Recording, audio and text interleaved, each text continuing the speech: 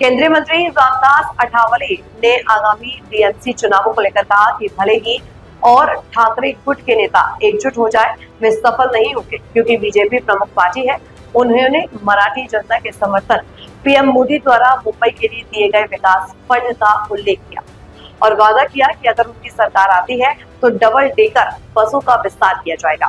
चांगलं आहेच आहे, परंतु या वेळेला मात्र त्यांना शिवसेनेला सत्ता यासाठी मिळत होती, बीजेपी त्यांच्यासोबत होती, त्यामुळे शिवसेनेचा मेयर होत होता, डेप्युटी मेयर बीजेपीचा असायचा। परंतु आता मात्र चित्र बदललेलं आहे। आता नंबर 1 ला बीजेपी आहे। महाराष्ट्रामध्ये 132 जागा विधानसभेला जिंकणारा बीजेपी सर्वात नंबर 1 चा पक्ष आहे।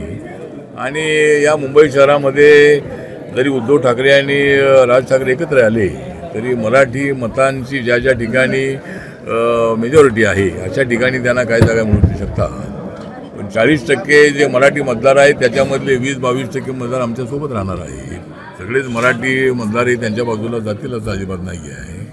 त्यामुळं त्यांना फारसं यश मिळेल असं नाही आहे। काही ठिकाणी जागा काही निवडून येणार नाहीत असं नाही आहे, काही जागा त्यांच्या निवडून येणार। पण आम्हाला नॉन मराठी लोकांचाही मोठा पाठिंबा मिळेल, मराठी लोकांचा आम्हाला पाठिंबा मिळेल।